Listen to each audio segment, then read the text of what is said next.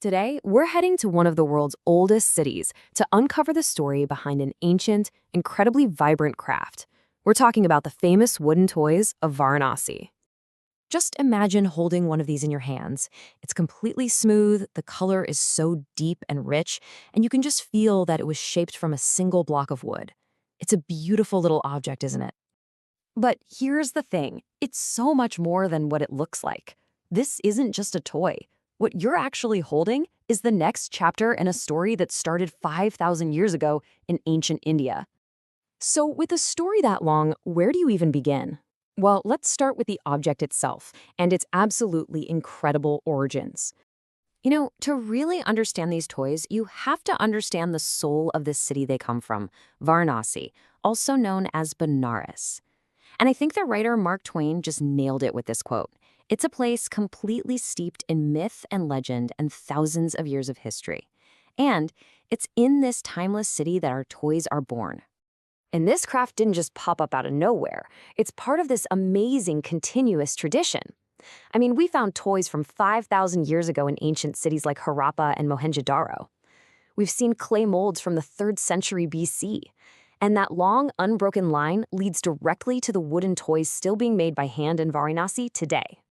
Okay, so from that huge sweep of history, let's zoom right in on the specific place where this tradition is really thriving now. So the heartland of this whole craft is the Varanasi district, right here in the state of Uttar Pradesh. It's this incredible hub of art and culture right on the banks of the Ganges River.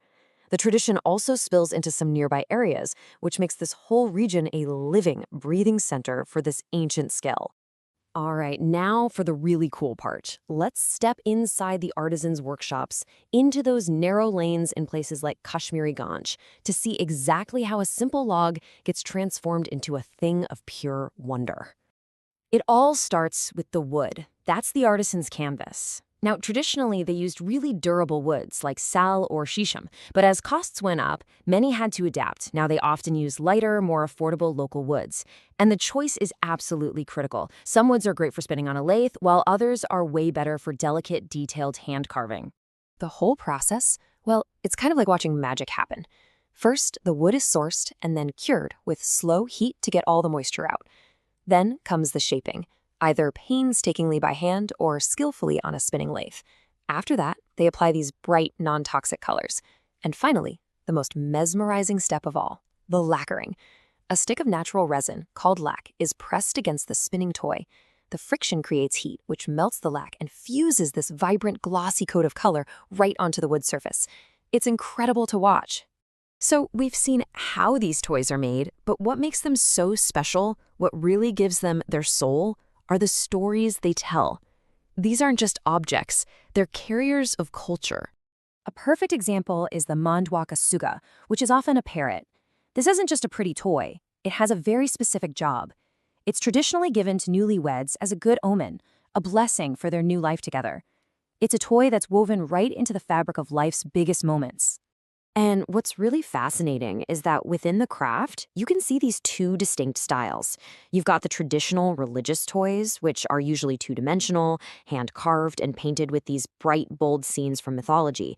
But then you also have more modern toys, which are often three-dimensional, made on a lathe, and have more contemporary designs. It just shows you that this is a craft that deeply honors its past, but it's also evolving. The variety is just astounding. Artisans create everything from figures of gods and goddesses to scenes of daily life in the village to a whole menagerie of animals and birds. And one of the most unique things about this craft, and get this, is that the toys are often carved from a single piece of wood. No joints, no glue, nothing. So when you have a tradition that's this rich and this old, it's a priceless piece of human heritage. So in our modern world, how is it being protected? Well, this is not just an informal local craft anymore. It has been given official protection under the name Varanasi Wooden Lacquerware and Toys. That protection comes in the form of a geographical indication, or GI tag, which it was awarded back in 2013. You can think of it like a seal of authenticity. It's a legal guarantee that a toy is a genuine product from this specific region, made with traditional methods. It protects the artisans from cheap knockoffs. And here's what's most important. Who holds this legal protection? It isn't some big corporation. The rights belong to just two artisan cooperatives. This ensures that the legacy and the economic benefits stay right there in the hands of the community that creates these amazing things. And this really brings us to a final thought. The story of these toys is one of skill, tradition, and community, all passed down by hand through generations. So it leaves us with a question to think about. In a world that's increasingly dominated by mass production, how do we make sure that a story that can only be told by hand continues to be heard?